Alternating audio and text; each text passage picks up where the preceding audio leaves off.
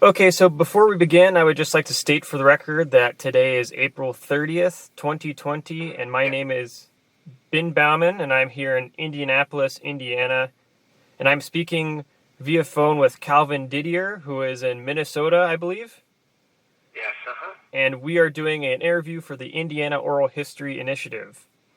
So, starting off, when and where were you born? in Detroit, Michigan. Ferndale is called, Detroit, Michigan. Okay. And what were your parents' names? Ralph Henri Didier and let's see, Elizabeth Elizabeth Ferguson Didier. Yeah, we pronounce it Didier. Didier. D-I-E-R. It's Didier. It doesn't matter how you write it down, just so you understand. Yeah, no, that's good. That's important. Yeah, Calvin Didier. All right, perfect. And where was your family from originally? Was your family from the Michigan area before? No, my father was born in Michigan, Little Pinconning, Michigan, and up a little north. My mother was born in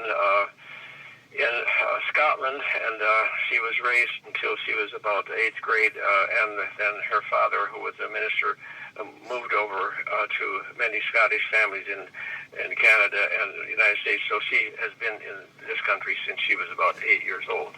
Oh, okay. Wow, very interesting. And how did you end up in Indiana? I was a student at the University of Michigan, and then after that in graduate school I went on and went into a seminary at Presbyterian Seminary in Chicago, McCormick, and out of that I got a student ministry while I was preparing, in the seminary. So that was happened that I was led to a parish where the minister had not done so well, and so they were willing to take a student. So I was there for 3 years at a place called Ligonier, Indiana. Wow. Okay. And what years were you there? What year? Well, let's see. That would be in the early 50s. I haven't got the things right before me now. I graduated in 54. Must have been 51, 52, 53, about that time. Oh, okay. Very interesting. So growing up, what were your parents' occupations? Well, my father had been in the dairy. He was a CPA, and then he was in the dairy, but he had his own business in Detroit. His business there, his dairy business, and then a big one in Flint. And so it was that. Then we traveled about the state as he assumed leadership of a group of dairies. And then he had an offer to go into a major outfit in Detroit. But because of the influence of Grandfather Ferguson, who was from Scotland and was a minister, my father then decided he also would go into the ministry. So he did that. Wow. And then his first assignment was he developed a congregation in Flint, Michigan. Okay. Wow. Very interesting. Let's see. Did you have any siblings growing up? There were 7 of us. 3 boys and 4 girls. Okay. Let's see, that makes sense. Yeah. So anyway, I was the third in the family. Oh, okay. Excellent. All right. And how would you describe your childhood? Well, it was interesting.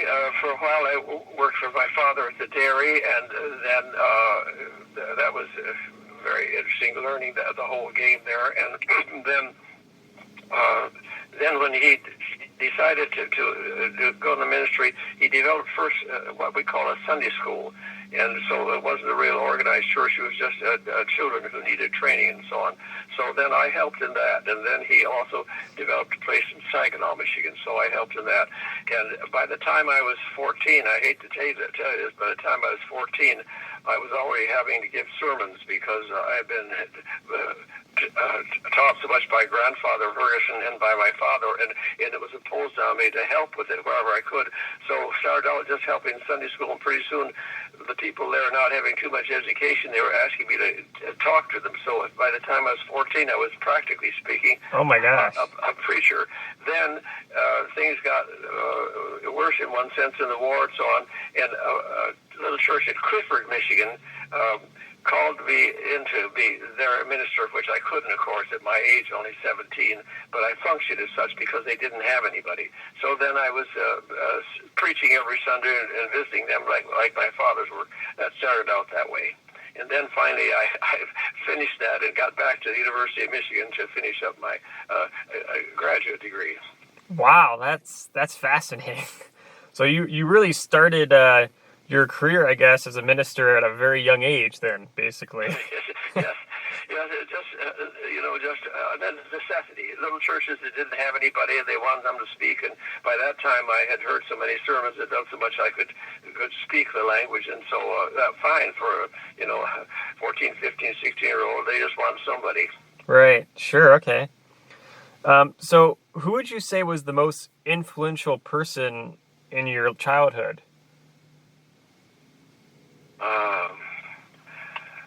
Well, on the business of being focused on these various kind of church activities, and also his dairies, I was not saying, but the deep influence in me, other than promoting me to do these jobs emotionally and every other, was Mother.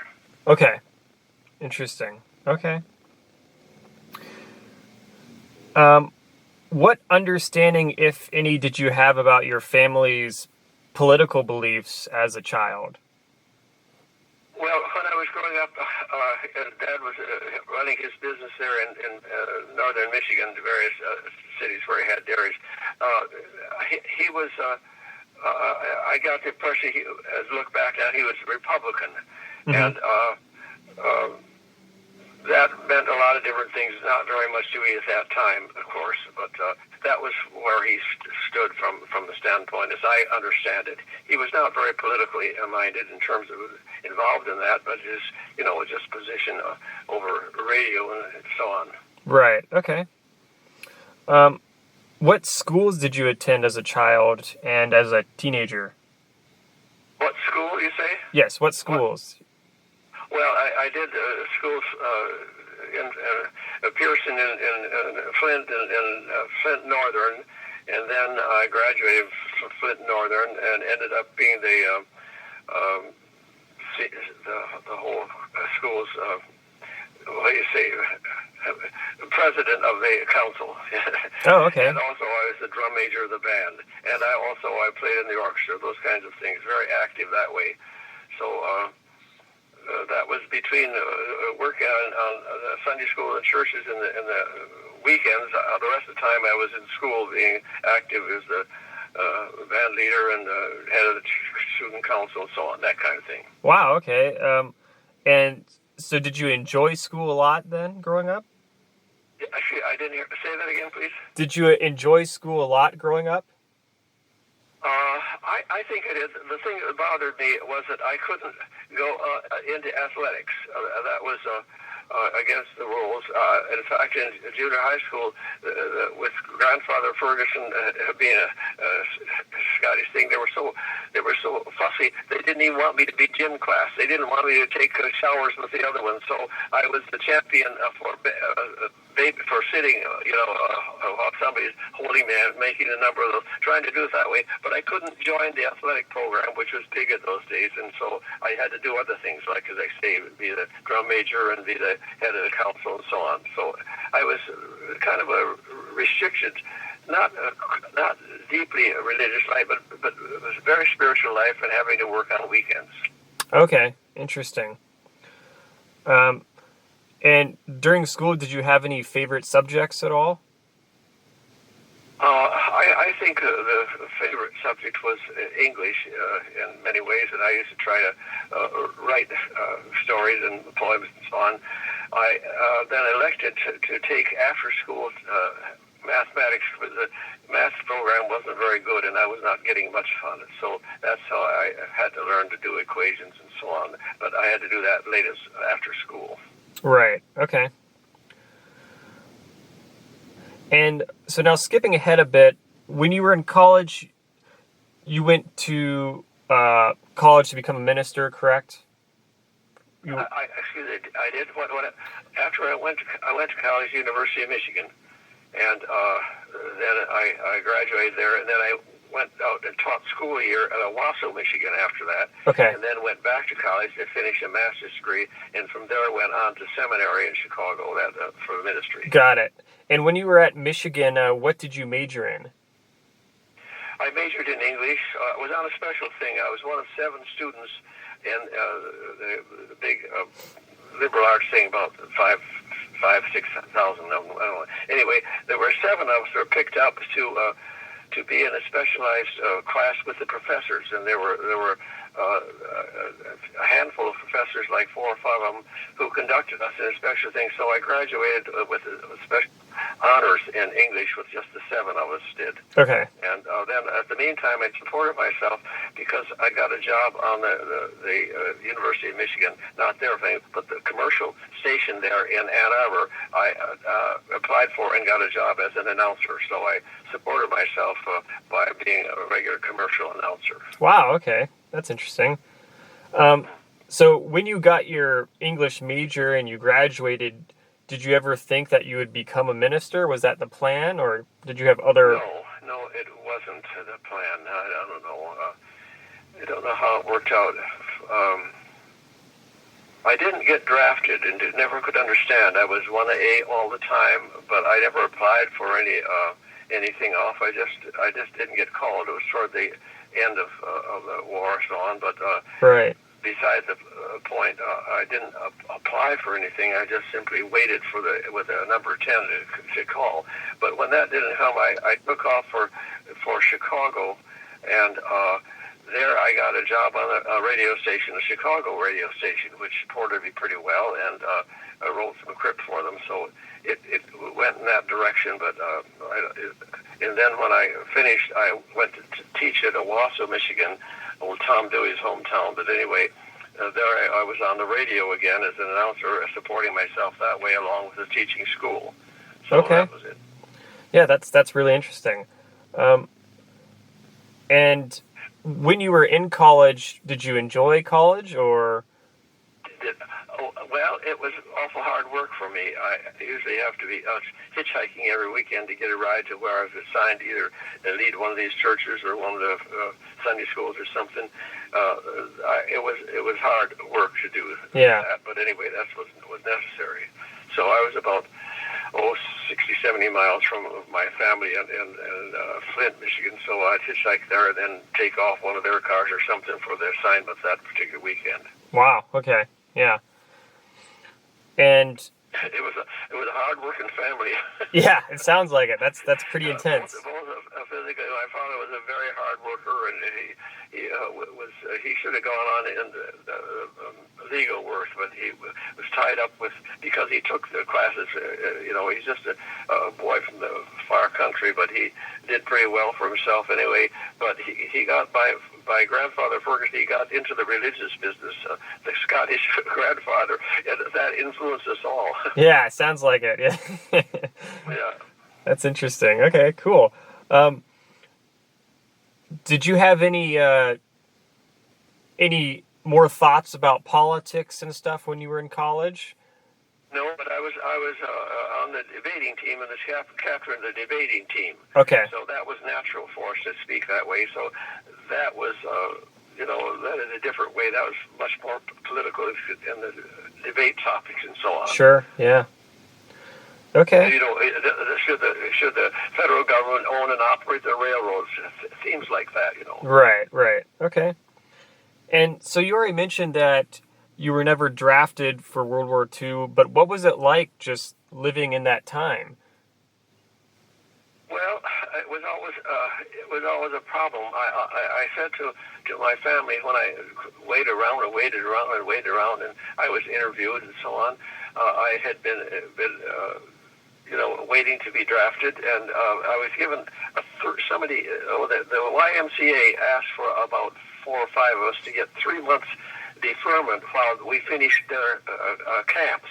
So we took that, but all of us went our different ways. There was nothing to that, but I just didn't get. So all I could do is say, well, I'm going to go to Chicago. I have to report within 10 days. For goodness sakes, call me immediately so I'll know. Right. But nothing happened of that, so I stayed on in Chicago.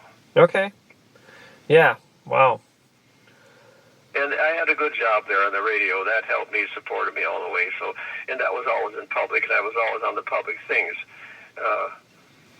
Right. In fact, I remember the excitement of the day when I was announced at the end of the war and the atomic bomb and that kind of thing. Oh, okay, sure, yeah. Interesting. So I was in the politics of it all the time because I was the news announcer in Chicago. Yeah, that must have been a very interesting thing. So, were you often then giving updates on the war to the public? Was I active? No, I never had any comments on the war. I mean, it seemed to me it was the thing that I didn't have any adverse or rah-rah things. I just right. like everybody else. That's what it was. Yeah. But the radio gave me a terrific exposure on the teletype all the time on what was going on and so on. So I was very aware of it. But I wasn't involved in even commenting on the war or taking a position or being right. Objector or anything. It just went a long way till things happened. Then suddenly it was over. Okay, but you were reporting on the war a lot in terms of just like telling the public what was happening. I had 3 or 4 daily newscasts, and so I was the newscasts were always about the war and so on. Right, of course. And when did you start reporting on the war? Was it from the very beginning of it, or was it a little bit later? No, this was because I was too young at that time. Right, that's what I thought. Yeah, I just actually mostly the last year of it when I was on the radio and so on. I don't know exact time, but that was the big news, of course, coming in on the teletype. Right. Okay. Interesting. Let's see. Are you married at all, or did you ever get married? I'm married. Yes, I'm married. Yes, this is beside the point, but I was on a radio 8 o'clock news thing, and my roommate from across the street, he ran me. He says, "Come, you've got to get down here. You've got to see this girl downstairs." So I came down and saw this girl, and she was a very beautiful girl. And so I went back up and finished my news and so on. And the girl was there near that school, which was nearby. Again, apparently she was a girl from out of state, Wisconsin, and she was there again. Well, I had to get back to Michigan and get my classes pretty soon, but I braved after a couple seeing her there to tell her that I was going, and could I have a date with her? So she said okay, and she was from Wisconsin, and I took her to Jose Guy, the big restaurant there, which is pretty big for me, but I had enough to do. So I took her there. This was, like only the 3rd time meeting, but, she lived with a family there not far from that in their house. So I took her home and then said, now, I'm not going to be here tomorrow. I'll be in Michigan. So from then I conducted, after just one date and after these several times by the school, I conducted a writing connection for the next 3 months before I could get back to Chicago. But of course, that's the girl that I married. I never had any other girlfriend, and not serious. And so I can't imagine how it happened. As I look at it over now, it's one of those things that happened. Hell, she was there and called to my attention, and I just went for her. And it took us 3 years beyond that to get married. Right. And then, incidentally, being short of school, I was short of money, and my sister said, "Why don't you apply for a bride and groom program on the network?" Well, they aren't the networks yet, on CBS or NBC. I forget, CBS, I think. Anyway, so I wrote a letter to bride and groom And then we went ahead with our wedding plans because by that time we had been together for 3 years, just always a distance. I was just to write her letters. So lo and behold, I got an invitation to them come to Hollywood and be married on Bride and Groom program. Wow. So that's what I did. Wow. So was this like some type of TV show then, or? Yeah, it was just for it was a TV show, yeah, Bride and Groom, and they had people in. One of the big comedians at the time also happened to be married the day next to ours, although he wasn't a comedian at the time. What's his name? Excuse me for the moment. Anyway, that was just interesting. They just picked people out enough for 5 people a week, and then they sent us a honeymoon at Laguna Beach. The interesting thing, this is a purely aside, not to there. The interesting thing on Laguna Beach, where we were put that big hotel, wasn't too developed then. So the people from Hollywood would come down and go on the beach while we were there. And Victor Mature was there. And one day when I was on right by him, he's got sitting there with a girl on each side. Oh my God! That's the kind of place it was. Well, that's an aside. I'm sorry. No, that's good. Those are really interesting details. That's neat. So, what was the name of the actor again? Victor Mature, that was his name? Victor Mature, okay. Interesting. Wow. And so what did you... That was the whole, by even being the bride and groom was odd. Everything was, but anything.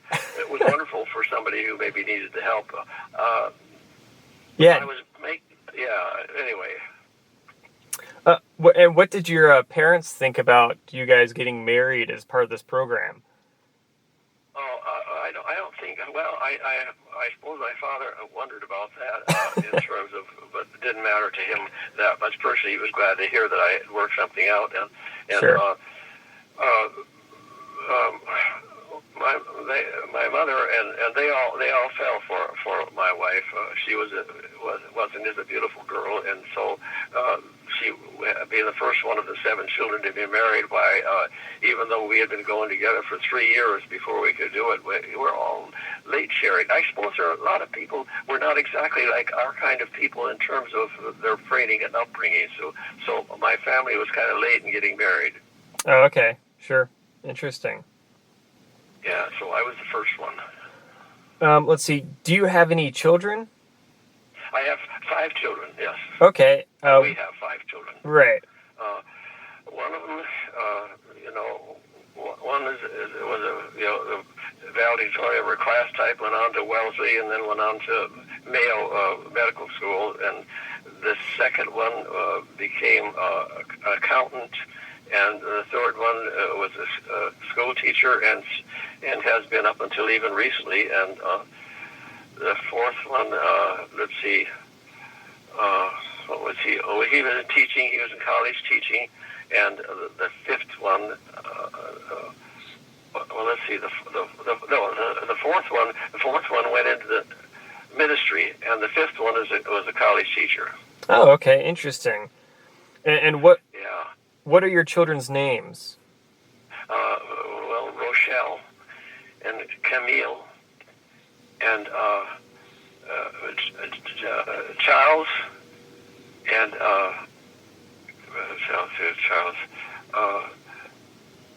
Christian and John. Oh, okay. It's not that hard to remember. It's just putting them all together. Right. Sure. Did your family, like your children and wife, influence your career at all, or?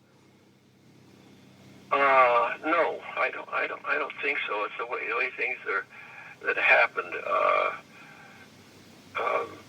I wanted to go on into college teaching. That's what I had prepared for when I went on and got my master's, and when I took the graduate beyond that, and was going to get a PhD, and then an event happened that kind of an unusual man had picked me up and had met me in Lansing, where I was still going to school in Ann Arbor. But anyway, and he had me come and preach in his church. Well, it's unheard of, I didn't preach for one of the major churches, but Right. he had me do that, and then he took me eventually took me down to Indiana and introduced me to some people where they had a minister. It didn't work out so well, so would they like to take a student minister for a while?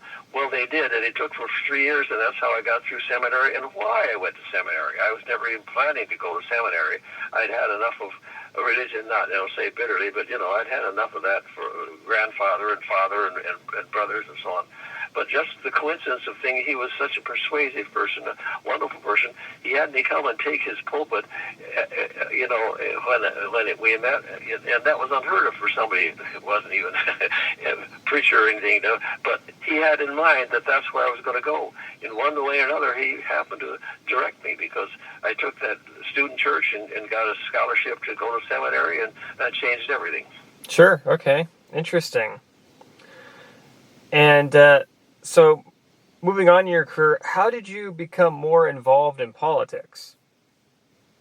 Well, I was a minister of that church at LaPorte, Indiana. That is 3 years had gone by since the other things, and there were some people in the congregation that were active in politics, and they just pushed it one time and just said, "You guys, we're not very well represented here. So would you run?" I said, "No, I can't do that. I mean, a minister doesn't run very often. What would it be?" Well, they pushed hard enough in terms of wanting a candidate, and apparently I had some popularity in that small community. So, I said, well, okay, nothing to lose. I agreed. I remember they tried it at Lansing one time after I'd given school plays, and they liked them so much they wanted me to come to Lansing to be in the teaching profession. So I figured, well, okay, they wanted me then to go into to maybe run for an office. No, I didn't do that thing. We weren't that way. But these people pushed hard enough, so I went, and lo and behold, I won. Wow. So, then there was more pressure to continue. The governor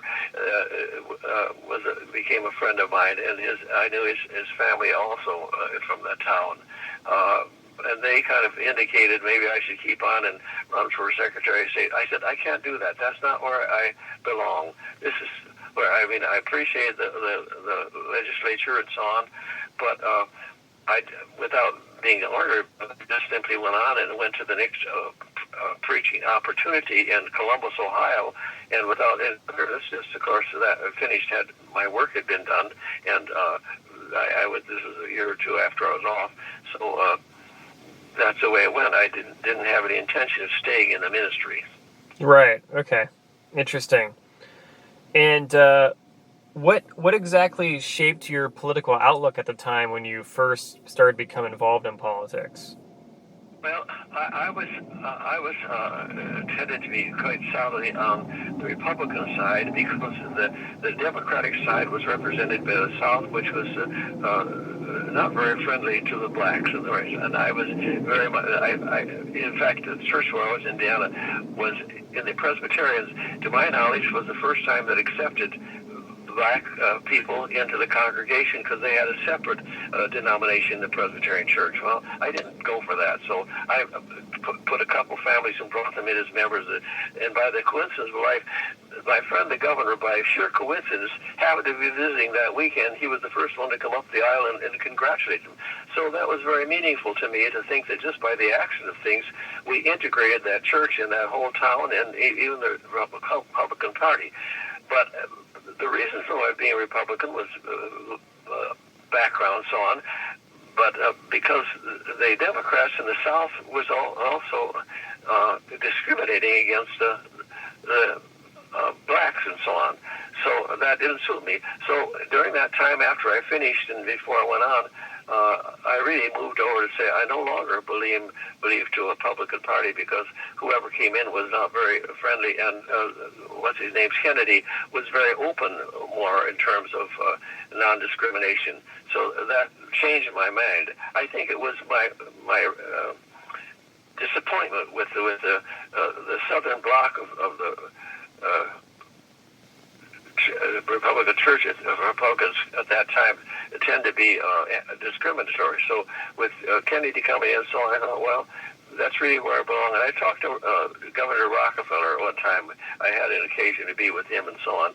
And it was obvious that, that kind of leadership was where I belonged as far as party is concerned. When I went to Columbus, one of the reporters wanted to be my manager and help me run for office there, but I didn't do that. Wow. And when I went to Detroit 5 years later, or 7 years later, they had a sub-headline on the New York Press, "Move over to Governor Romney." I thought I was going to run for office there, but I had no intent to that. I had not in the first place. I loved the idea of the legislature and the whole thing, but I didn't see myself as having a career there. It just happened. Right. Interesting. Okay. And if I understand correctly, did you say that you switched parties later on in your life because of Kennedy? Well, at that point, yes. At Okay. that point, when I left there, I had been elected as a Republican, but when I was over in Ohio, by the end of 4, 5, 6 years, a lot of things had changed, both Right. under Kennedy and so on. I wasn't terribly fascinated with him, but I was very much into the race issue. I was very much against discrimination against people of color or religion or anything else. And I had been well taught by my family that way. They did, and so that was just come natural. I didn't belong in a party that discriminated. So when things switched and the Democrats were now an open party and the Republicans were more in the right-wing anti-Southern party, then I moved over to the, as a very natural thing, I moved over to the more liberal party. Okay. Interesting. And since you were so interested in helping, progress civil rights, was that one of the key issues that you wanted to work on when you were in the Indiana General Assembly? I don't think there was much opportunity to do that because one thing is that the head of the head of the Senate there was led by a eminent black man, and they were taking care of those things, and things were working better. And also, my friend, the governor, was very much of the different position than would be the Southern business of anti-black and so on. So the whole atmosphere there was very open, and in the legislature itself, I didn't get any of that at all about that anti-Negro thing because the Senate was led by a black man and so on. Right. Okay. Interesting. But it was an interesting coincidence. Those people that, without my urging, they had started out cleaning our clothes in the basement of the hotel. They got acquainted with them, and pretty soon came. So I said, well, if you don't have something about church, that you can come to this church is just down the street a ways. Well, that started it. They came. Then they brought some other people. Well, as I say, the coincidence of just pure coincidence, the governor happened to be there in Minneapolis, up in the port. He happened to be there on the very Sunday they were welcomed into the church. And I didn't know that then, but I think that was the first white Presbyterian church that took in black people. We didn't know that. We didn't Right. know that. You do have people as people. Yeah, sure. Yeah, that's amazing. Wow. Interesting coincidence of things in life. Yeah, definitely. That's fascinating. So when you first joined the Indiana General Assembly, did you have any type of goals for legislation you wanted to work on at all? No, I had a friendship and the other representative from that town. It was very close, and we just sat in the back of the legislature. Neither one of us was pushy for we got to get more of this. We got to be more. Right. We just were there to do it and do our duty, and so that's why at the end of the term of the year, I was willing to take another church in Ohio because my legislative life was a happenstance. It wasn't an ambition of life. I liked all of those things, but that was just one of the opportunities that was kind of pushed on me, and I did it. Yeah. Okay. And at the time, did you have any national political heroes or state heroes or people that you looked up to at all? Or Well, as I mentioned, I happen to have a brief acquaintance with Governor Rockefeller, and I like that. He was much more open at that time to the whole position of non-discriminate public. You know, they were. It was just a natural thing to do, because even as I was growing up as a child, the church where my father was and founded was not far from the edge of where the black people were closed down by the Buick Buick auto plant.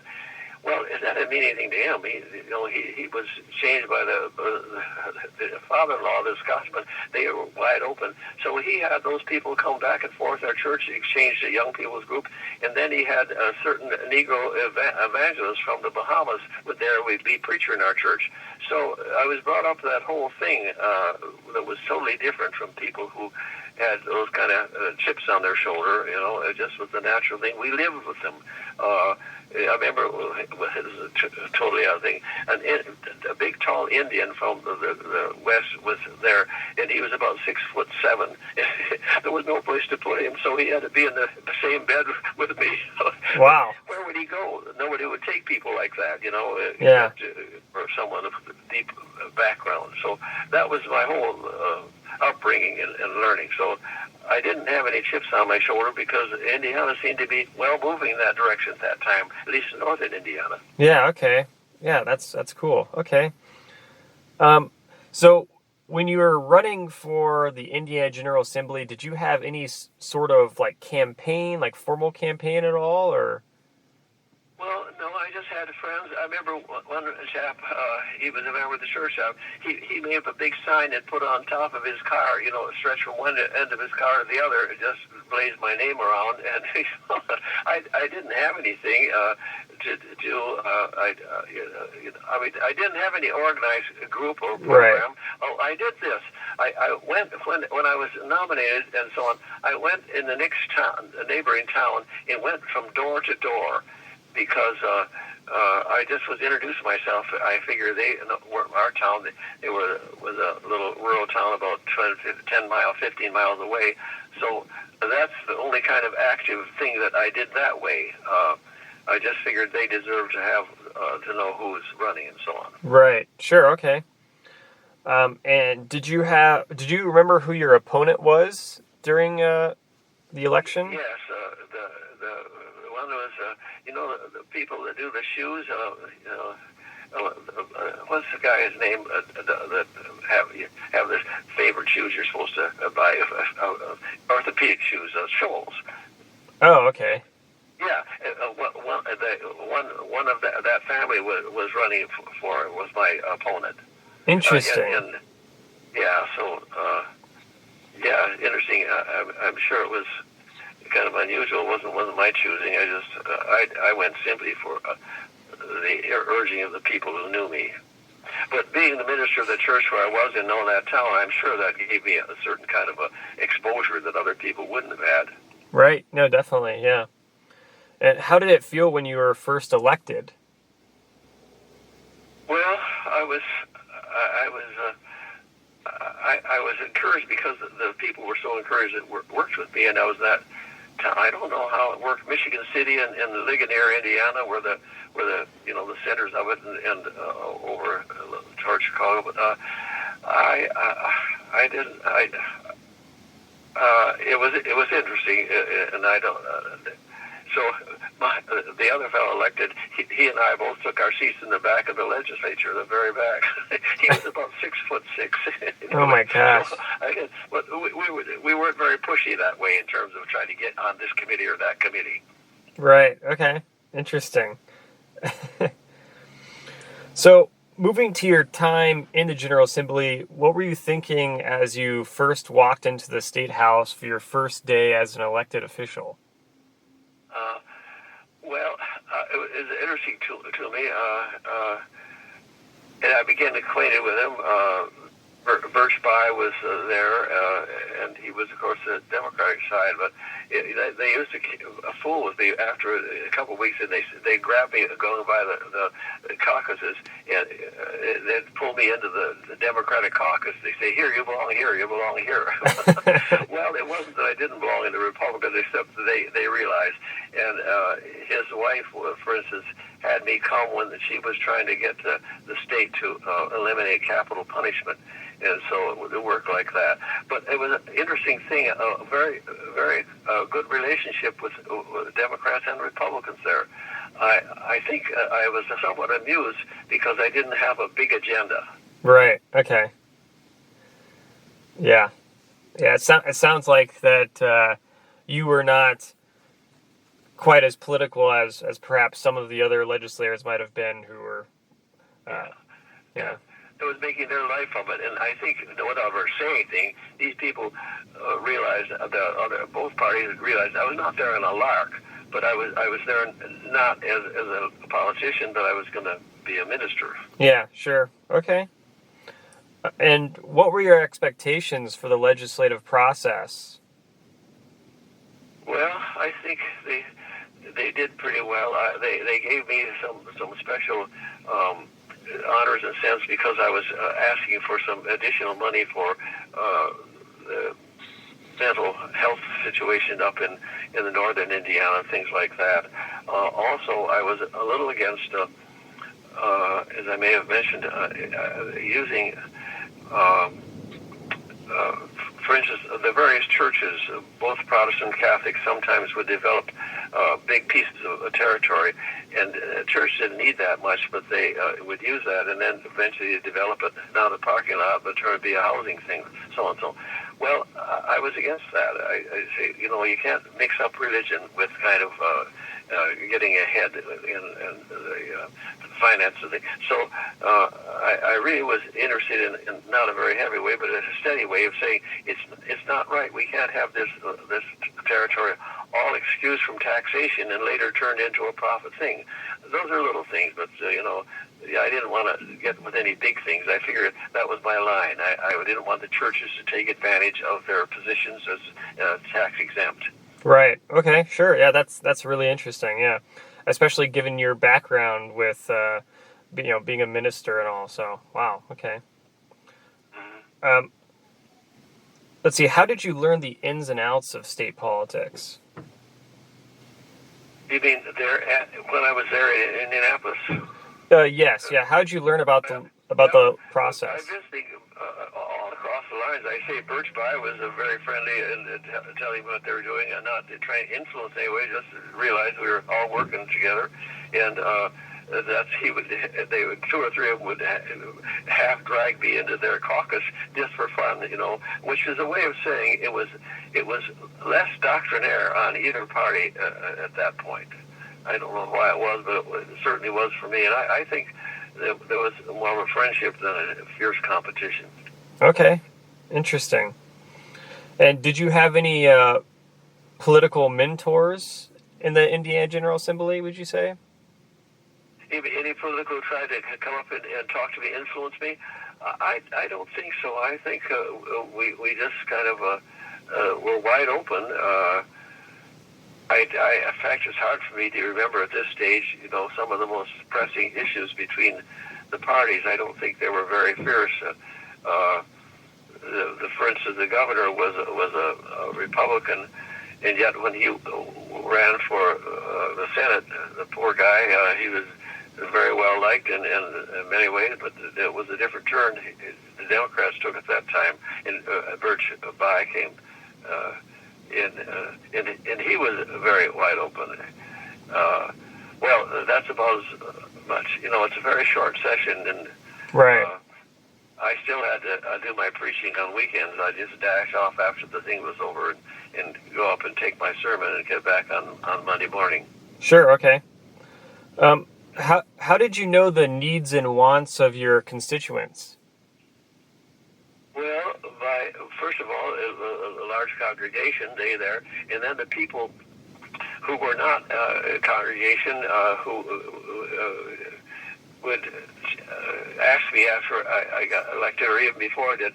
One of the fellows there, a prominent man in the Jewish community, and he actually had office as judge and so on. Anyway, he was very straightforward and open, and wondered what my attitudes were, and it only took a few moments to realize, that this was right down his line too. Particularly on finance and other things, he wanted to know if I had, some sophomore enthusiasm was going to change this or that. No, it wasn't that. I was not trying to be somebody. I was just trying to be with it, and that made it very helpful for me, both with the Democratic Party and the Republican Party. I didn't have any real combat. Right. Okay. Do you remember what the first bill you sponsored was? Oh my.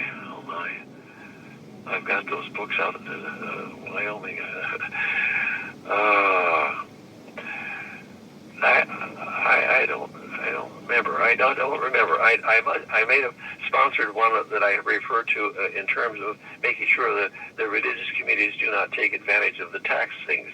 Right. Okay. But I don't know if that wasn't a fighting matter, or just a matter of observing. I don't remember. One thing that I was not a part of in the legislature was Birchbuy's wife, who was very much against capital punishment. Then she dragged me in there, and she'd hold rallies in this evening and so on. Well, I couldn't be wildly, we got to get this thing done. But on the other hand, I couldn't be indifferent to the fact that there's a problem there. Right. But I didn't feel like sponsoring any legislation that. I didn't think it was possible to win at that point. I didn't even consider it. Yeah. Okay. Sure. And so how would you say the regular interaction between the other members of the General Assembly was like? I think pretty good. As I say, they'd drag me into their rally and have a drink with them or something. It was not anything uptight about the thing. Sure. It may be that just the real I myself wasn't a doctrinaire politician, and maybe that made it much easier for me that I wasn't aiming for anything. I mean, nobody said anything, but I think they just took for granted. This wasn't a lark. This wasn't I was down there to play games. On the other hand, this wasn't a vocation. Right, yeah. That makes sense. Okay. Did you see any differences between the House and the Senate, or? Well, there were differences. The Senate was led, I think, by the rather tall, impressive black man, and but it wasn't a fierce difference. But that was, I think, most of the leaders of the Democrat Party and the leaders of the Republican Party kind of worked those things on those levels that didn't really directly affect us at that point. They had things to work out, there's no sure, but we didn't see any big combat coming down the line. Right, okay, sure. What was the process like for generating a bill? For doing what, you say? For creating a bill. Beating a bill. Well, I just talked, I can't even remember the bills that I would sign on to, but I remember talking to the chairs of these. We kept a rather unconscious friendly relationship, so it wasn't, what little that I had to offer in the way of bills, they just simply put it in the legislative group there that handles those, and they wrote it up, and there's no problem with that. Oh, okay. And did you ever have to work hard to get support for any bills, or were they pretty straightforward? Pretty straightforward. I never got arm twisted or anything else. I think there were some differences strong between the Senate and the House, but they weren't that fierce. I don't think there were issues that were difficult at that time. They're sort of housekeeping bills, most of them. Right. Okay. Sure. And when people were voting on bills, did you have any sense of how people would vote before they voted?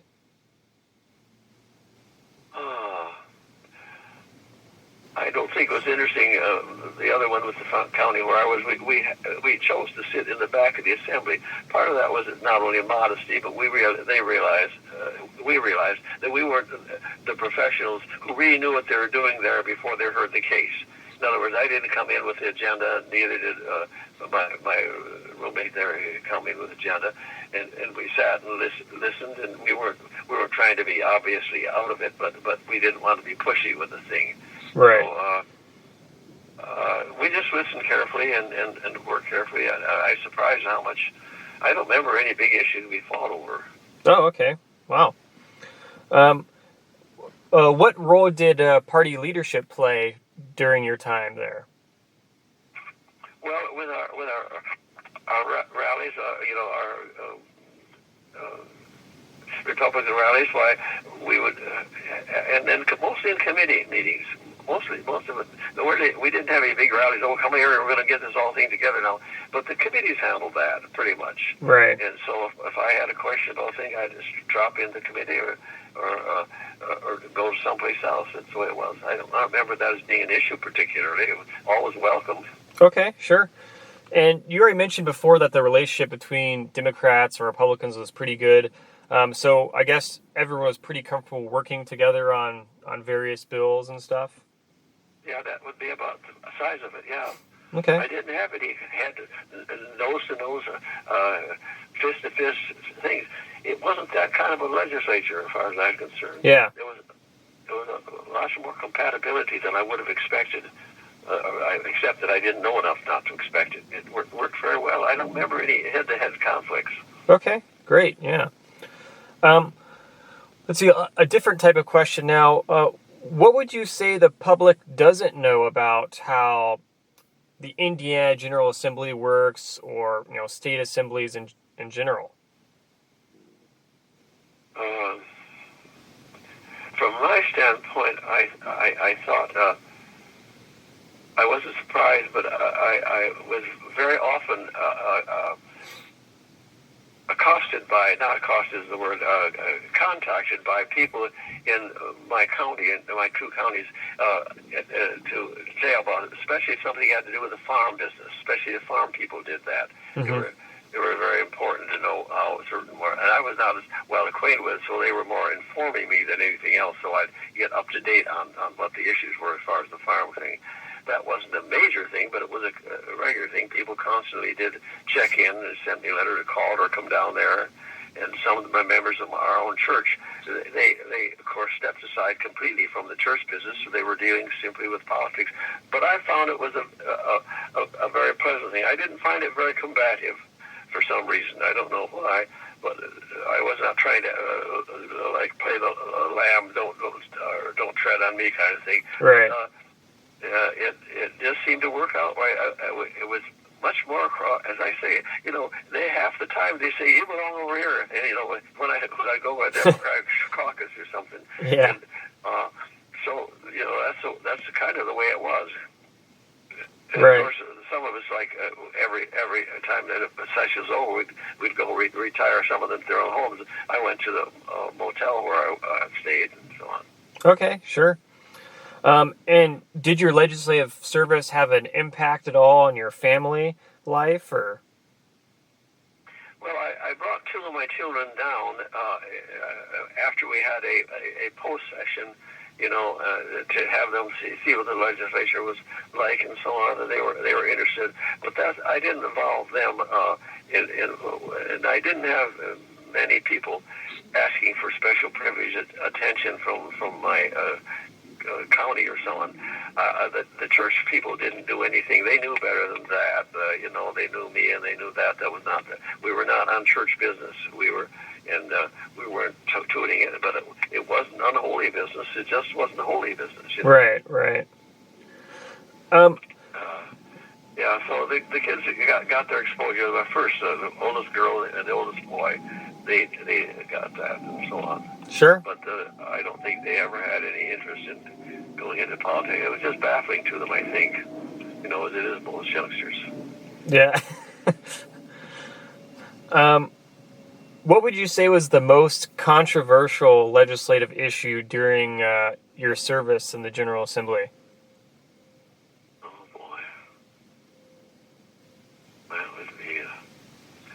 so removed from it, so it's just hard for me to think in those terms now. Sure, sure. I probably am too far gone. Being 95 doesn't leave you with an awful lot to draw it from. Fair enough. It's hard. I've got the books out of my library at the ranch where I am out in Wyoming, and I do review once in a while, but I'm really afraid that I have dropped out of it in terms of what we were working on. I was just too far removed. And as my boys would say, you probably aren't qualified to talk about anything anyway, you old man. So, they had great fun of it and so on. But no, my children are all very conscious of the political systems and so on. None of them tried to run, but they always were aware that we were on the edge of that, and it wasn't just some sort of a foreign game. We were all part of it. Right. Yeah. Okay. Well, I probably have taken your time more than I deserve, but I wish I were fresher, but I'm just so long out of the state and out of the two states, and now the third one, not only Indiana, but Ohio, and then Michigan, and now here I am in the Midwest, and actually I'm supposed to be out at the ranch in Wyoming. I would now, except for my wife's illness. I had to be here and get a decent thing, but Minnesota is a wonderful state, but it's just one of the I liked. But I'm out in Wyoming as far as supposed to be a resident but I'm here because of her.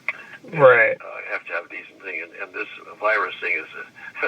We're lucky we got in one of those homes where they have no problem with virus. They were way ahead of it, and one of the biggest things here in Minnesota is the homes for the elderly has been one of the chief sources of myrovirus. Yeah. Yeah, it's funny.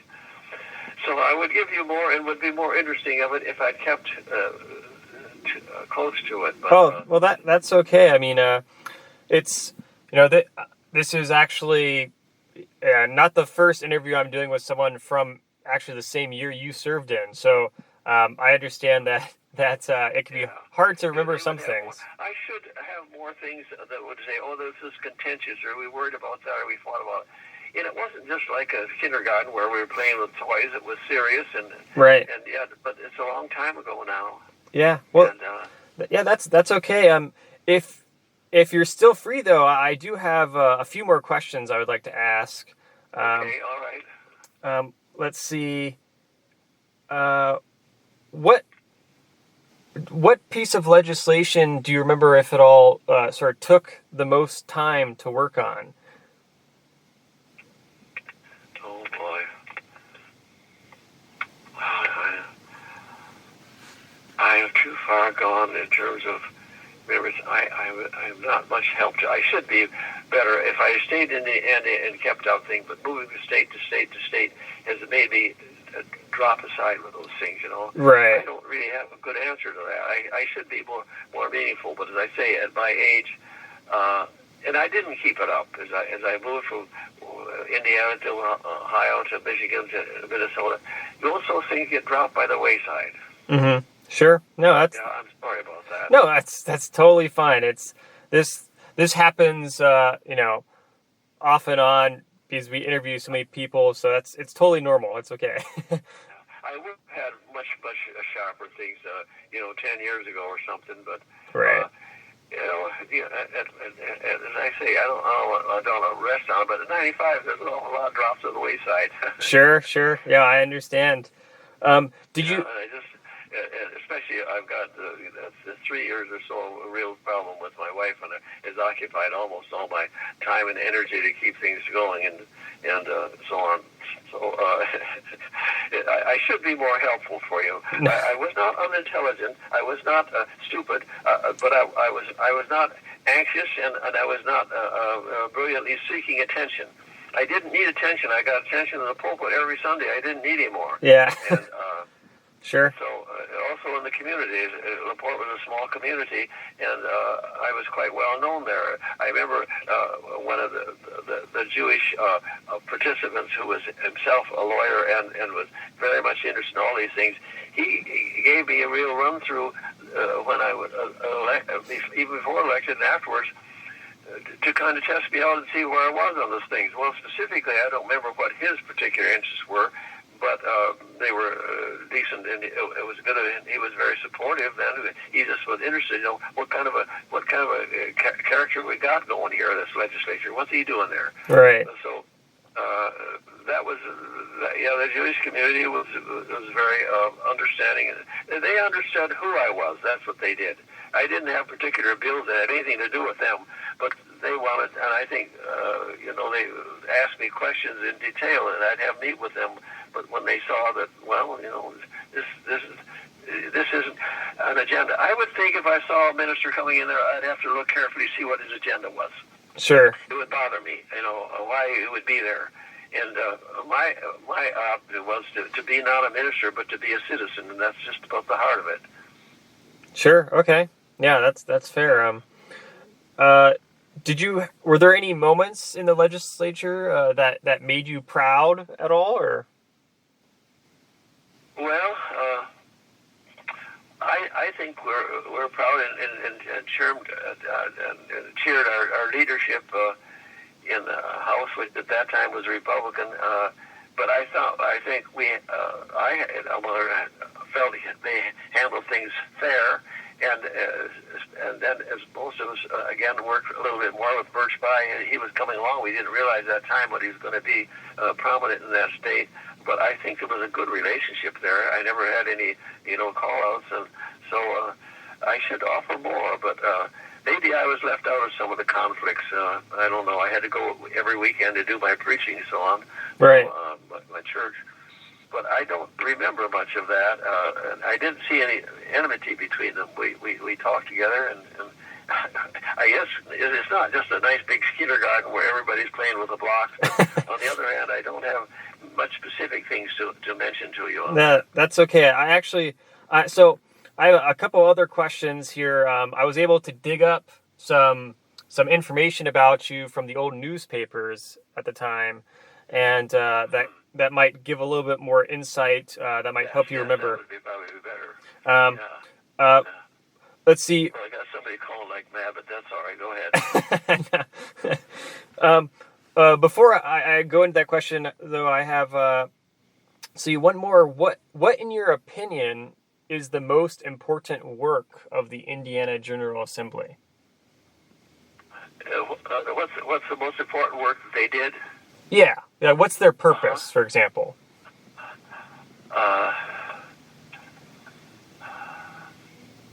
Oh boy, I'd have to get my books out and read them again. It's been so long. No problem. I mean, it's mostly it's a pretty open-ended question in terms of what we're looking for is just like, why should people care about the Indiana General Assembly? Like, what does it do, Yeah. If I were closer to my library as it is, I could quickly give you a more intelligent answer to this, but I'm not within reach of it. The books are on the shelf out there in Wyoming, and I'm sorry it's not much help. I'm not being as as sharp as I used to be and as I would be. But I just am not giving a fair shot to you, not because I'm holding anything back. It's just it's been so long time. Oh. And I think you have to excuse me for saying, well, there have been a lot of other states since then, a lot of other people, places. It's just hard. No. And I guess I have on my hand right now the question of, what to do with my wife and family. So sure. That's a problem. Well, I have a good thing or bad thing of being of a family of 7, and only one other a sister and I and none of the brothers. I'm the only one left. Right. I don't laugh at that, Sean, but it makes it give an excuse for why I'm a little bit behind and not very sharp on things, because after all, I'm not even supposed to be here. Yeah, well, I totally understand, and don't worry, no need to apologize at all. I mean, I'm just glad that you're willing to do this, because I know when you look back, it's such a, a long time ago in your life, but it's something that, really is interesting for historians and people that are interested in the history of the General Assembly. Even if you just remember like little things, those things can help add up to a story, and it's useful. So I know it might seem like sometimes throughout this conversation, it's hard to remember something and you can't really contribute much, but you've already actually contributed a fair amount, believe it or not. So. Yeah. Well, I hope it's been some use to you. I know you've got a hard job there. That's a hard job you're doing, and very, very perceptive in what you're asking. I just wish that I were a little sharper and a little younger and have more memory. But too many waters go over the dam, and so. And I think I better try to call it off because I know they're calling to see from not the hospital but healthcare what's going on now today and so on. I have to watch over her. So I think unless you got something pressing, I think I better cut off now because I hear them ringing the phone every once in a while. Yeah, that's totally fine. Well, I'd just like to say thank you so much for doing this, and I do have other questions that I'd be happy to ask you again in the future if you wanted to talk again. Yes, I'd be willing to do that. Yeah, why don't you get some of the questions that would more pertinent to what you want, and I'll be here and usually am callable. That would be good. Okay. I wish I could say I could go refer the books, but I can't get out to Wyoming now with my wife is so ill.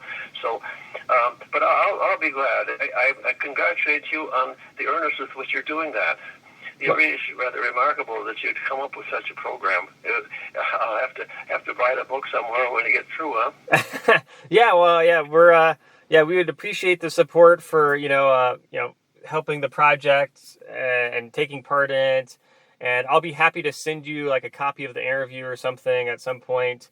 We're gonna have a website and everything else for it. So. Okay. Do I have your phone number here? Yes, I've got it here. Yeah. If I have an occasion, I could ask my son to maybe look over the thing. If I have anything special that comes across me in the next week or so, I'll keep this number and maybe give you a call back. Huh? Sure. Okay. And within the next week or so, also, if you're willing, I'd be happy to give you another call and just ask the last few questions that I might have. And yeah, that'd be fine. Okay. Yeah. I just appreciate the work you're trying to do. Okay. All right. All right. I'll look forward to that then, and I'll leave the phone number here so that I've got it open, and I'll wait until I get a call if it comes up. Huh? All right. Sounds great. I look forward to talking to you in the future. Thank you very much for your patience. All right. Thank you. Bye-bye.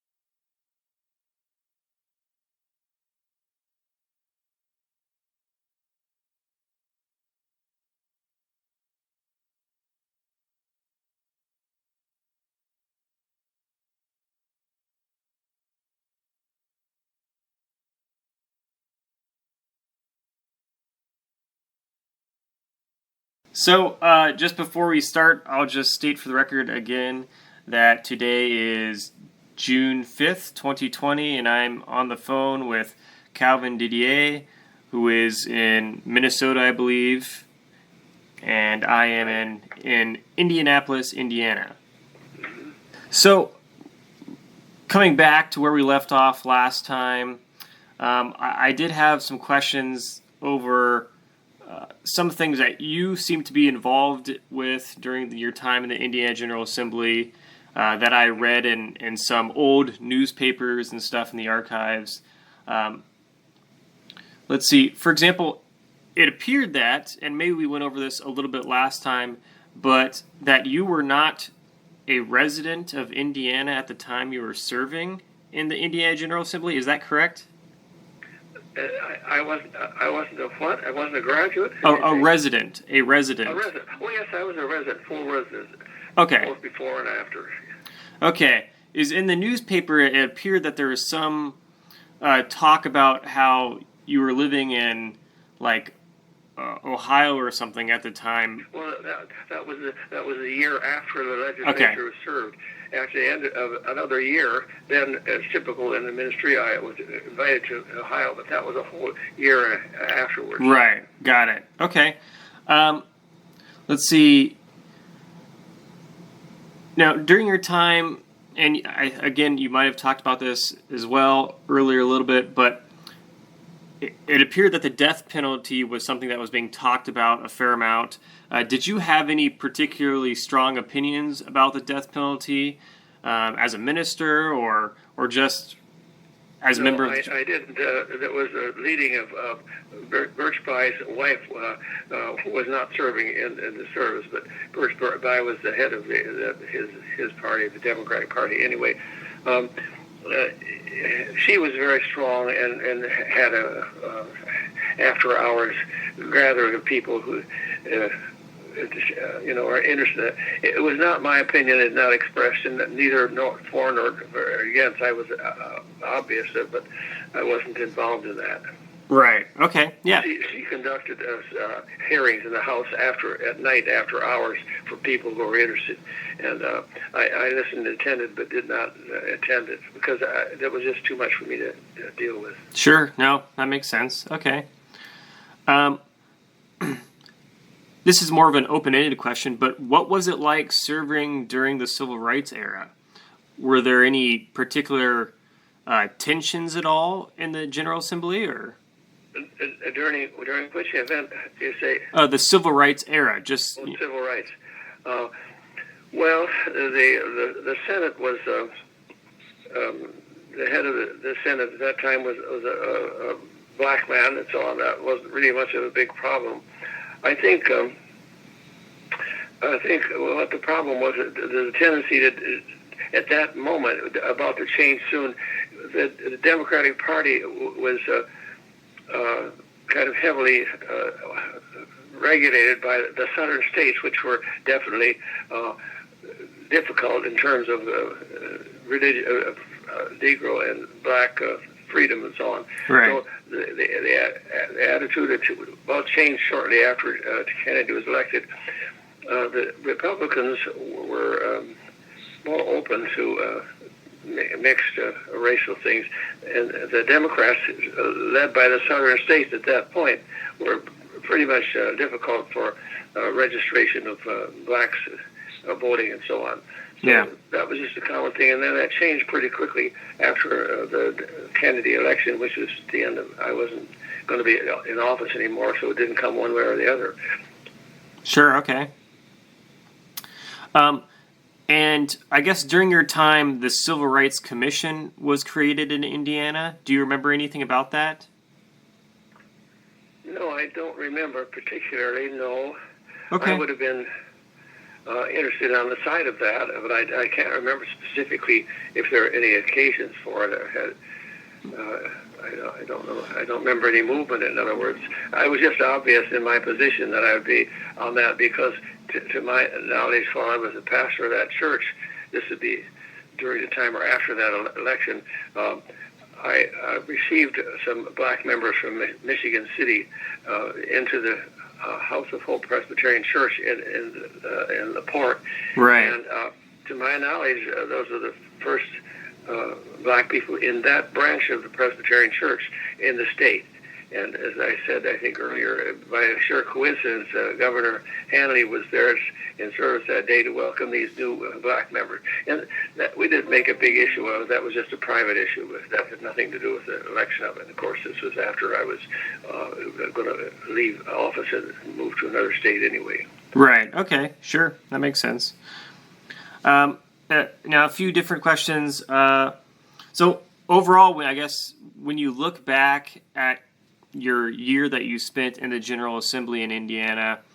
What do you think about your time that you were able to serve in the state General Assembly? How do you reflect back on that? What was the second question? Did I reflect back, you say? Yeah. You see, the Assembly, under my term, it was so many days, and then I think to the end of May, and that was the end, and didn't meet again for another year. Well, by the time the other year had come, I already had moved to another state. So right. It didn't affect us one way or another on that. There was no general meeting of the parties between elections. Sure. Okay. Do you have? So, what would you say? How would you summarize your time as a legislator? Like, did you enjoy your time there, or? Yes, it was very interesting, and made some good personal friendships on both sides. And as I mentioned to you earlier, my relationship with the sides was not so much at parties, because they used to tease me, and the other party tried to drag me into their conventions, because that was just the fun of it, right. Because they recognized that I was, in between parties as far as the added race and various other things, and so that was the fun of it. Yeah, okay. Relationships all along. It must have been pretty interesting being someone that could kind of blend in, I guess, with different parties at the same time. Yeah. Well, it was a good relationship. Could never had any quarrel on that basis. Never an issue. I didn't somehow. There weren't any issues that came up, or I certainly wasn't a part of any. And so that was a kind of a good friend's idea that they used to kind of kid me as it went along. They knew in a sense that where my position was in regard to race and other kinds of that thing. So, sure. That was the fun of it, I guess. Made a good relationship on both sides. Yeah. Okay. That's great. Do you have a favorite story or something from your time as a legislator?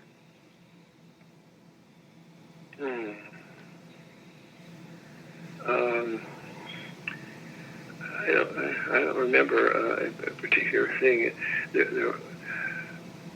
I think most of the issues in the legislature were routine and financial and so on.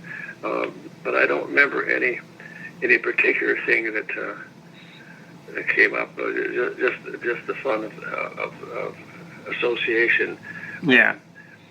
There wasn't any kind of hostility between the two parties at that time. Okay.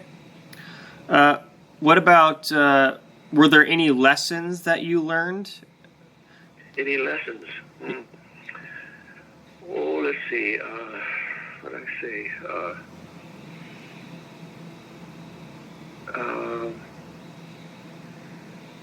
I don't particularly. I know people have different. I remember one. I remember who was the court, one of the court system in Indiana, who was a Jewish member of the Jewish. He, when I was running for office, he interviewed me to know what my attitudes were. Then he was quite satisfactory, because he was a Republican also, I think, at that time at his point. But that's beside the point who he was. But I remember he did interview me when I was running. And, right. And then, in a sense, whether it matched the situation, so he gave individual personal support. Also, my various members of the congregation helped in taking signs on their cars and other campaign materials in a modest way. So there was generally a good understanding that this was, I don't know, this is not a racial thing, not a critical thing. It represented the party, and that was a part of it. At that time, the Republicans were much more in favor of openness as far as the racial business is concerned. Sure, okay. Yeah, that makes sense. I mean, the southern part of the Democratic Party was definitely anti-black in that time. Right, yeah. Yes, of course. Do you have any regrets as a legislator? I can't think of any. It was a good time, and there were no issues that were outstanding. I didn't have any any conflict with the agenda at that time. I had my own input, as I said, as regards some aspects of taxation, but that was a little complicated in terms of I guess I mentioned earlier, this is probably too complex. I didn't want churches, for instance, to under the business of having big properties which are supposedly under a tax-free thing, and then turning them around eventually and making housing areas of that. But that's too complex to explain. Right. It's a matter of I didn't want advantage taken of that, and that would be really a material. It never came up as an issue at all. Just as a personal thing. I don't think that's enough to describe, because it would be only just a subtle understanding that we are not to exploit the thing in terms of taxation. Sure, okay. What advice would you give to future state legislators in Indiana, based on your experiences? Well, I didn't have anything to say about the ministerial end of it, to either recommend or not recommend it. I just ignored the fact that I was a minister. I was just another citizen. Right. And, I had been urged by locals to do that, and there wasn't any big issue either. It's just a matter of, I don't know, figure, I guess, to turn around. I don't know what it was. I never had been part of the business before that, just members urged. Mm-hmm. I don't know what to say on regard to your question. It was a good experience. It's another thing, this is probably not mentionable there.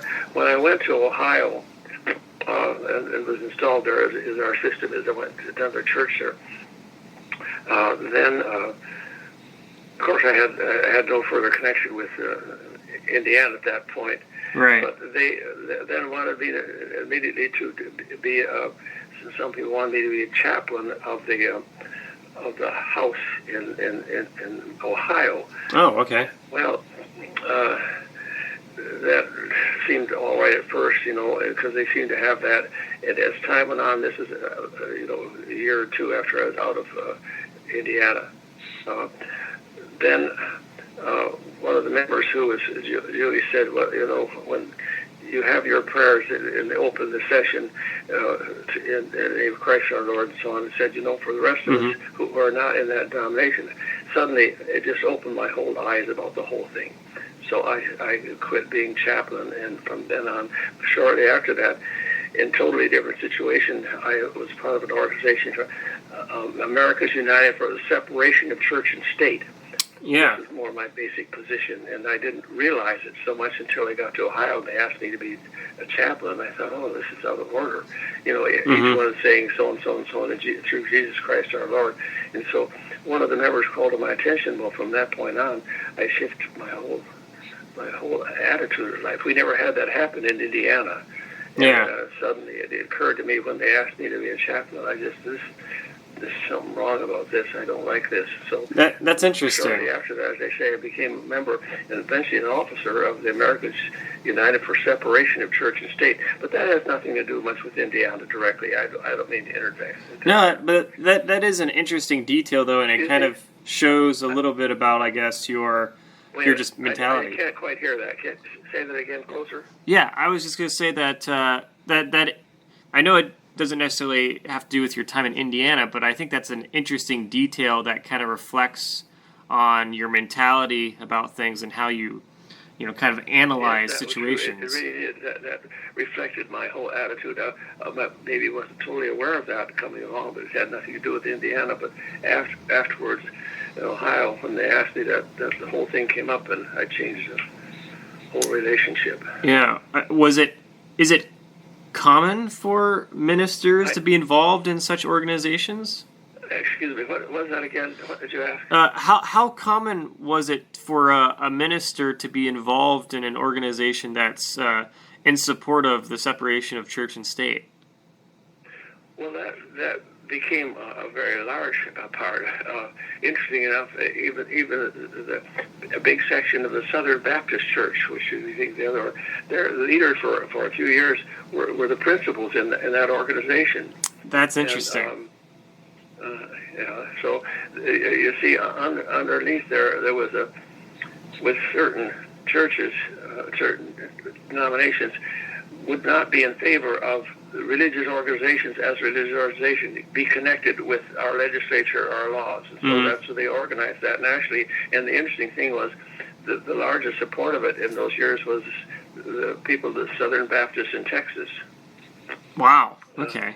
And they helped form that and were the leaders of it. And somehow attention got to me when I was in Ohio. And I said, wait a minute, this is where I would stand on that. So I eventually became, a few years later, I became the president of that organization. Wow. Okay, that's fascinating. That is really interesting.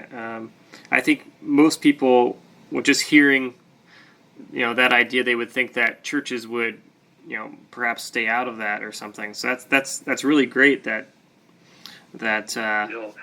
No, and I was a member there, and then eventually became the national head of it for some years later, for several years. Wow. It was very important to me to emphasize. It wasn't directly related with my experience in Indiana because I was in no way representing any kind of church thing. I just wasn't even giving prayers to the legislature. But when they asked me in Ohio, it set me wondering what's going here. There's too much church in this business. Yeah. Yeah. Too much religion in it. And so that I graduated. I don't think that the situation in Indiana helped me, except to the extent that I was so obviously unattached with any religious organization as far as the Indiana legislature is concerned. Yeah, sure. It had nothing to do with my religious denomination as such. Right. Okay. Let's see. When was the last time you were in Indiana? Did you mean to live there or just to visit? Just to visit. Oh, well, to visit. Let's see. I had some friends there and relatives there in Indiana. That would be back. I don't know. It's been quite a few years now because of the size of my family and so on. Out there in Minnesota. Other than going through Indiana on the way to someplace, I think I haven't been there for maybe 30 years. Yeah. I just haven't had occasion except to go through. Sure. Yeah, I just wondering because to see, since you were there, obviously in the 60s, if your perception of Indiana in terms of, had the state changed much since you lived there and served in the legislature, but...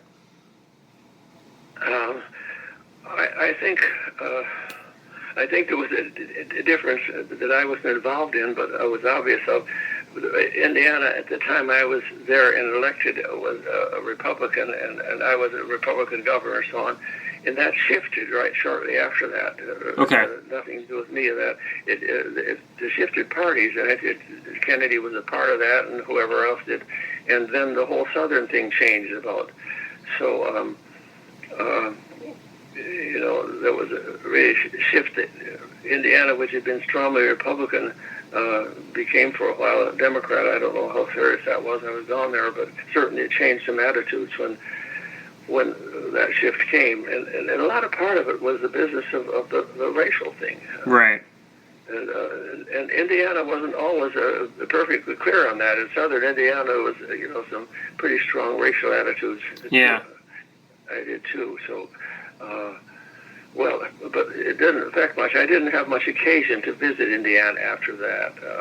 Because I was up in Ohio, and then I went up to Michigan and Detroit, and then from there came over here to Minnesota. Sure, okay. So I didn't have much occasion to follow through on those things, being busy from shifting from one church to the other, which is typical of the other church denomination, how it shifts. A congregation calls you and you go. Right. If you're interested in that. So I went then from there to Ohio, then Ohio to Michigan, and Michigan to Minnesota. And then from Minnesota to Wyoming. Yeah, okay. So when you were living in Indiana, What's that again? I didn't hear. When you were living in Indiana, what were your thoughts about what Hoosiers were like as people? Who was like as people? Hoosiers. Hoosiers. Yeah. Well, I was very impressed with Hoosiers. I had good relationships in that state.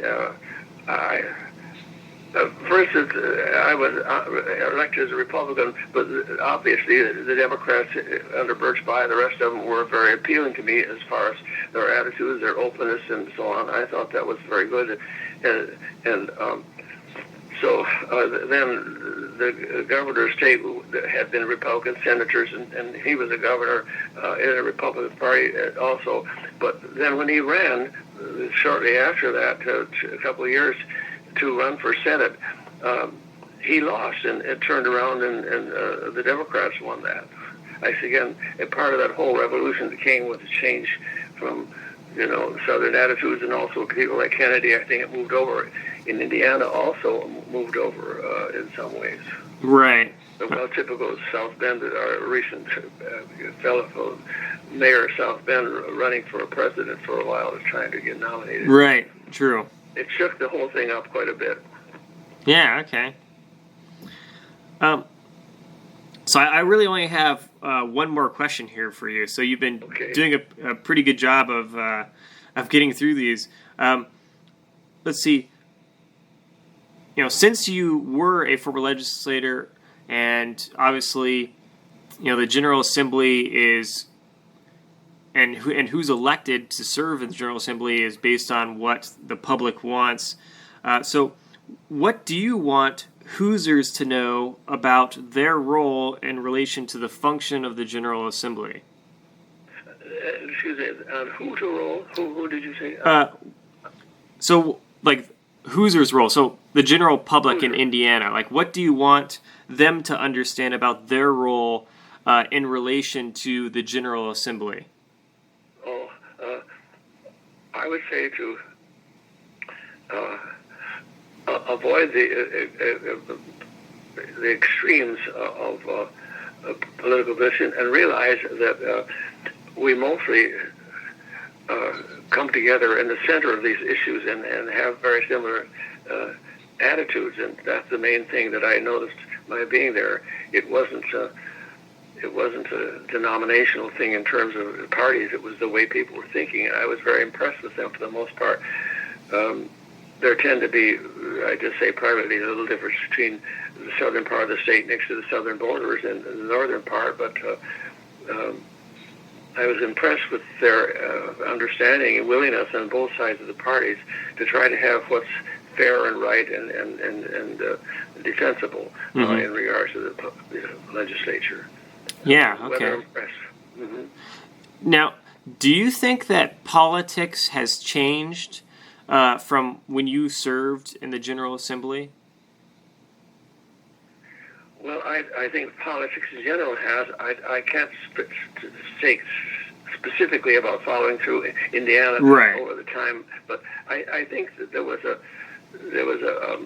kind of a camaraderie and fairness at that time, and so it was easy for me to even be closely related to both parties, because I was. There wasn't that much enmity. As a matter of holding positions, of course, and some people had suggested that I would stay and ride, go for another, like Secretary of State, and maybe move on up. And I quickly said, no, that's not my vocation. Don't do that. I'm not interested in shifting into a political life. But what the political life is very important to me as an individual citizen, so that was the point of it. And I learned that. There wasn't any temptation. For instance, I had some people I won with rather well to suggest that I run for another higher office, like Secretary of State of that. And I just said, no, that's not where I came from and not where I'm going. Right. Okay. Well, is there anything that I didn't ask about that you want to talk about, or? No. Okay. No, I don't think so. You've been very thorough. I just understand. I can't understand how you have the patience and can do this. I hope it works out well for you. I hope I haven't left something out or misrepresented. I think you've done very well on that. I don't object to it. You just want to know, okay, what's going here, and I think you can see that from this point of view. And so, I hope I haven't hindered that. I tried to handle a complicated answer, especially a complicated situation, but not really. There's always a kind of human situation with me, because the same people that were my members were some of those that supported me to run for the office. Right. That attitude prevailed. So that's one that I had. I wasn't running as a politician as such. I was running in terms of human interest. Yeah. I mean, I think that gives an interesting sort of just look at the General Assembly and some of the people in it. I think the perceptions of what politicians are like, usually people probably think about politicians being, very, very political, and it's good for people to see that it's more complex than that, and you have a lot more different type of characters, and a lot of people that are just there because maybe their community wanted them to be there, especially in state politics. So. Well, I would say you've been very thorough in this and very open. I hope your project goes well, because you've been very good at asking the key questions, and I hope I haven't misled or certainly didn't want to, but I hope I didn't understand. Anyway, I think you've got a grip on it, and best to you now. Sorry it took so long and so much, and by having a hearing. But when you get to be 90, the hearing gets a little old. Yeah, no worries. I understand, and I think the fact that you're able to still do interviews in your 90s is, I think, probably just going to be inspiring for people. So I think you did fantastic, and I really appreciate you taking the time to help out. So. Yes. Well, it's very good of you. You've been very patient, and I hope it works out well for you. All right. Perfect. All right. Well, good to know you. You've been very conscientious about it, and the best of luck for it. I'll do what I can when you send the papers. Huh? All right. Thank you. Take care. Bye. Bye.